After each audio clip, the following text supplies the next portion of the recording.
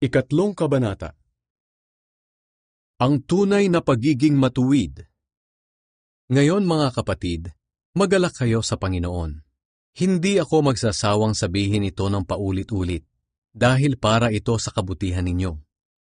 Mag-ingat kayo sa mga Hudyo na namimilit na tuliin ang mga hindi Hudyo. Mga asal hayop sila, at gumagawa ng masama. Ngunit tayo ang totoong tuli. Dahil sumasamba tayo sa Diyos sa tulong ng Banal na Espiritu at ipinagmamalaki ang ginawa ni Kristo Jesus. Hindi tayo nagtitiwala sa mga panlabas na seremonya o panuntunan para maligtas tayo. Kung sa bagay, mayroon akong maipagmamalaki kung ang pagsunod sa mga seremonya ang pag-uusapan. Kung iniisip ni naman na may katuwiran siyang magmalaki sa mga bagay na ito, lalo na ako. Sapagkat noong 8 araw pa lamang ako ay tinuli na ako. Isa akong Israelita mula sa lahi ni Benjamin. Kaya kung pagiging tunay na Hudyo ang pag-uusapan, talagang tunay akong Hudyo. At kung pagsunod sa kautusan ng mga Hudyo naman ang pag-uusapan, talagang sinusunod ko ito dahil Pariseo ako. Kung tungkol naman sa sigasig ng pagsunod ko sa relihiyon ng mga Hudyo, inusig ko ang iglesia. Walang maipipintas sa akin pagdating sa pagsunod sa kautusan. Pinapahalagahan ko noon ang lahat ng ito.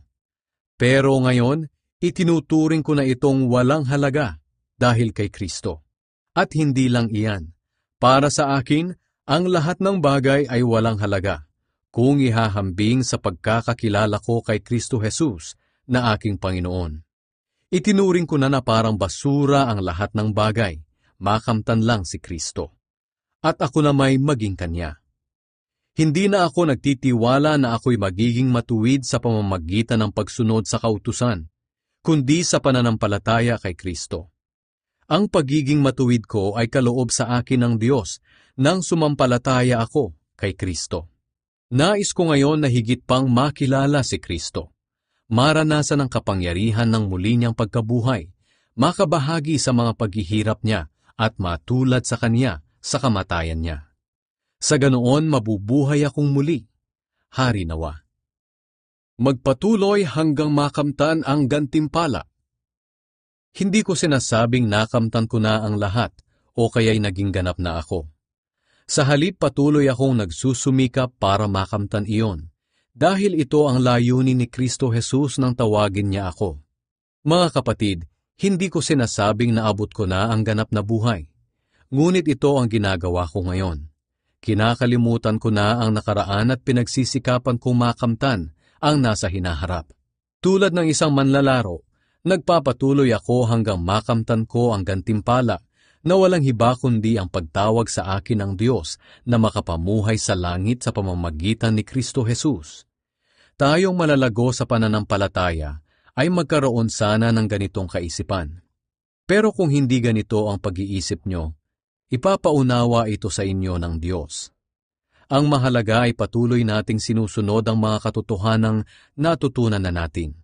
Mga kapatid, tularan niyo ako, at tularan din ninyo ang iba pang namumuhay ng tulad namin.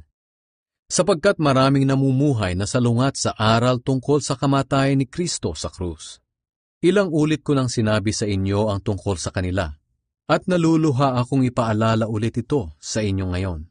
Kapahamakan ang kahihinatnan nila, dahil dinidyos nila ang kanilang tiyan. Ipinagmamalaki pa nila ang mga bagay na dapat sana nilang ikahiya, at wala silang iniisip kundi ang mga makamundong bagay. Ngunit para sa atin, ang langit ang tunay nating bayan, at mula roon hinihintay natin ng may pananabik ang pagbabalik ng tagapagligtas, ang Panginoong Hesukristo. Sa pagdating niya, babaguhin niya ang mahihina at namamatay nating katawang lupa, at gagawing tulad ng maluwalhati niyang katawan. Gagawin niya ito sa pamamagitan ng kapangyarihan niyang sumasakop sa lahat ng bagay.